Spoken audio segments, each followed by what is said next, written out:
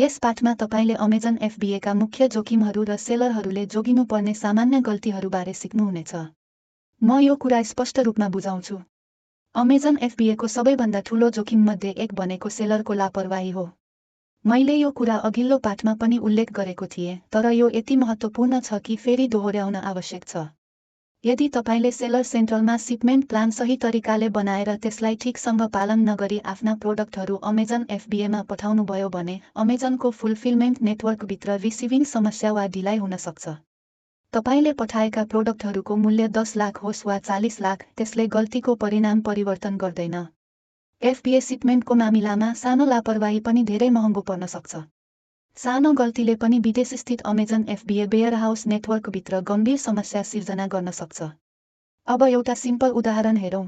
Seller सेन्ट्रलमा shipment plan बनाउनुहुन्छ र अमेजनले तपाईको इन्भेन्टरीलाई युनाइटेड स्टेट्सको एउटा विशेष फुलफिलमेन्ट सेन्टरमा असाइन गर्छ।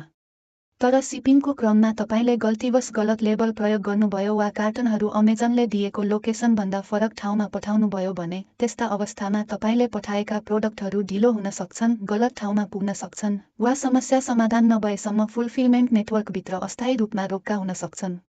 अब यहाँ एउटा कुरा छ जुन धेरै बिगिनरहरूले गलत बुझ्छन्। यदि सेलरहरूले शिपमेन्ट प्लान ठिकसँग पालन गरेनन् भने विभिन्न प्रकारका समस्या आउन सक्छन्। इन्भेन्टरी सही लेबल बिना पुग्न सक्छ, कार्टनहरू गलत फुलफिलमेन्ट सेन्टरमा पठाइन्छन्, युनिटहरू ठिकसँग प्रेप वा प्याक नगरिएको हुन सक्छ, वा शिपमेन्ट कन्टेन्ट सेलर सेन्ट्रलमा बनाइएको शिपमेन्ट प्लानसँग मेल नखान सक्छ। यस्तो अवस्थामा एजन्टले शिपमेन्ट रिसिभ गर्न ढिलाइ गर्न सक्छ, इन्भेन्टरीलाई अर्को फुलफिलमेन्ट सेन्टरमा रुट गर्न सक्छ, इन्भेन्टरीलाई प्रब्लेम्याटिक वा अनफुलफिलेबल भनेर मार्क गर्न सक्छ, वा शिपमेन्टलाई इन्भेस्टिगेसनमा राख्न सक्छ। उदाहरणका लागि, यदि शिपमेन्ट प्लानमा स्पष्ट रूपमा इन्भेन्टरी एक विशेष फुलफिलमेन्ट सेन्टरमा पठाउनुपर्ने उल्लेख छ, तर सेलरले कार्टन फरक लोकेसनमा पठायो भने अमेजनले इन्भेन्टरीलाई आफ्नो नेटवर्कभित्र आन्तरिक रूपमा रिरुट गर्न सक्छ। यसले रिसिभिङ ढिलाइ गराउँछ र कहिलेकाहीँ अतिरिक्त प्रोसेसिङ वा प्लेसमेन्ट सम्बन्धी चार्ज पनि लाग्न सक्छ। धेरै अवस्थामा यस्तो समस्या अमेजन सेलर सपोर्टसँग कम्युनिकेसन गरेर समाधान गर्न सकिन्छ।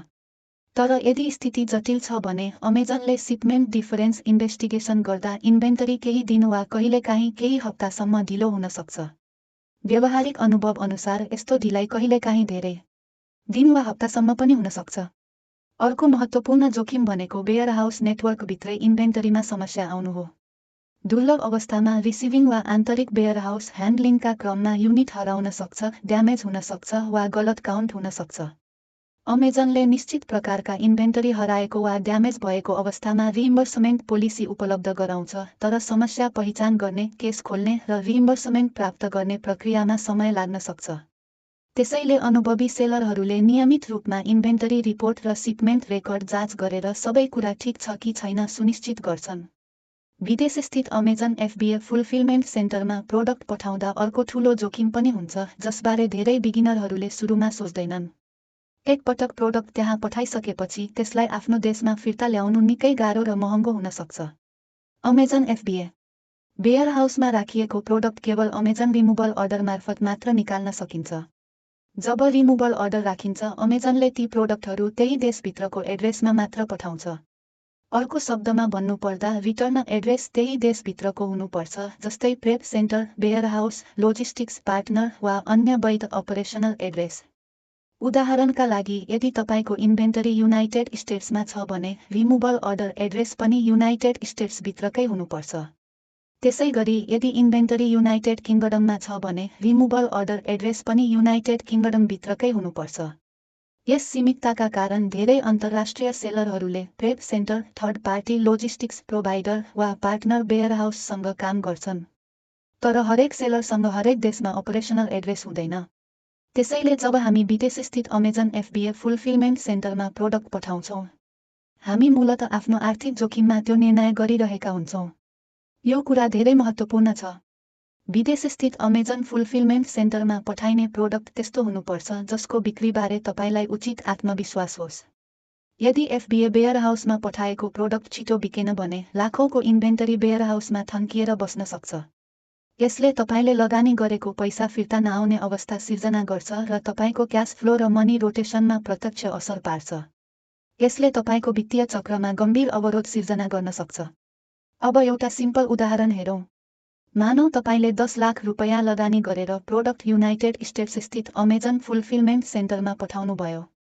यदि ती प्रोडक्ट अपेक्षा अनुसार बिकेनन् भने त्यो मूलतः तपाईको 10 लाख रुपैयाँ विदेशी देशमा फ्रिज भएको जस्तै हो।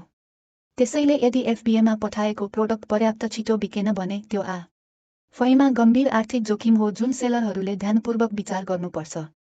अमेजन एफबीएको अर्को महत्त्वपूर्ण जोखिम भनेको स्टोरेज फी र एज्ड इन्भेन्टरी चार्ज हो। अमेजनले आफ्नो फुलफिलमेन्ट सेन्टरमा राखिएको इन्भेन्टरीका लागि मासिक स्टोरेज फी चार्ज गर्छ। यी फी इन्भेन्टरीले ओगटेको वेयरहाउस स्पेसका आधारमा गणना गरिन्छ।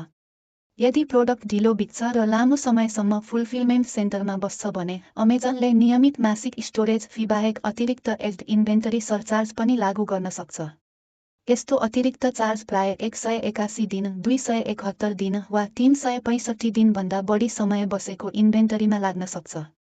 लामो समयसम्म नबिकेको इन्भेन्टरीमा यी स्टोरेज र एज्ड इन्भेन्टरी फी बिस्तारै बढ्दै जान्छ र दीर्घकालीन आर्थिक घाटा हुन सक्छ।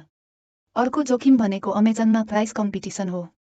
धेरै प्रोडक्ट एउटै लिस्टिङमा धेरै सेलरहरूले बेचिरहेका हुन्छन्। जब धेरै सेलरहरू बाई बक्सका लागि प्रतिस्पर्धा गर्छन्, मूल्य छिटो घट्न सक्छ। प्रतिस्पर्धी रहन सेलरहरूले आफ्नो सेलिङ प्राइस घटाउने दबाव महसुस गर्न सक्छन्। यस्तो बारम्बार भयो भने प्रोडक्टको प्रॉफिट मार्जिन उल्लेखनीय रूपमा घट्न सक्छ। धेरै बिगिनरहरूले बेवास्ता गर्ने अर्को कुरा भनेको प्रोडक्ट रिटर्न रेट हो। अमेजनमा कस्टमरहरूले सजिलै प्रोडक्ट रिटर्न गर्न सक्छन् र केही क्याटेगोरीमा रिटर्न रेट उच्च हुन सक्छ। जब प्रोडक्ट रिटर्न हुन्छ, केही युनिट ड्यामेज वा पार्ट मिसिङ अवस्थामा फर्कन सक्छ। त्यस्ता युनिटलाई अनफुलफिलेबल इन्भेन्टरी भनेर वर्गीकृत गर्न सकिन्छ, जसले सेलरलाई थप घाटा गराउँछ। सेलरहरूले यो पनि बुझ्नुपर्छ कि अमेजनले नियमित रूपमा आफ्नो प्लेटफर्म नियम, अपरेसनल पोलिसी र फी स्ट्रक्चर अपडेट गर्छ। एफबीए फी, प्याकेजिङ आवश्यकताहरू, लिस्टिङ कम्प्लायन्स नियम वा क्याटेगोरी रेस्ट्रिक्सनमा परिवर्तनले सेलरको अपरेसनमा असर पार्न सक्छ। अमेजनले मार्केटप्लेस इन्फ्रास्ट्रक्चर नियन्त्रण गर्ने भएकाले सेलरहरूले सधैँ सेलर सेन्ट्रलभित्रको पोलिसी एनाउन्समेन्ट र अपरेसनल अपडेटमा अपडेट रहनुपर्छ। अर्को अपरेसनल सीमितता भनेको एफबीए इन्भेन्टरी रेस्ट्रिक्सन वा रिस्टक लिमिट हो। अमेजनले स्टोरेज क्यापासिटी, अकाउन्ट परफर्मेन्स वा सेल्स हिस्ट्रीका आधारमा सेलरले कति इन्भेन्टरी पठाउन सक्छ भनेर सीमित गर्न सक्छ। उच्च डिमान्ड अवधि वा पिक सिजनमा यस्तो लिमिटले इन्भेन्टरी शिपमेन्ट योजना बनाउन असर पार्न सक्छ। त्यसैले मुख्य कुरा यो हो, जब प्रोडक्ट छिटो बिक्छ र इन्भेन्टरी प्रभावकारी रूपमा चल्छ, अमेजन एफबीए अत्यन्तै शक्तिशाली हुन सक्छ। तर यदि shipment accuracy, product demand, competition, return rate, storage planning र प्लेटफर्म नियमहरू ठिकसँग बुझेर व्यवस्थापन गरिएन भने यही मोडल जोखिमपूर्ण पनि बन्न सक्छ।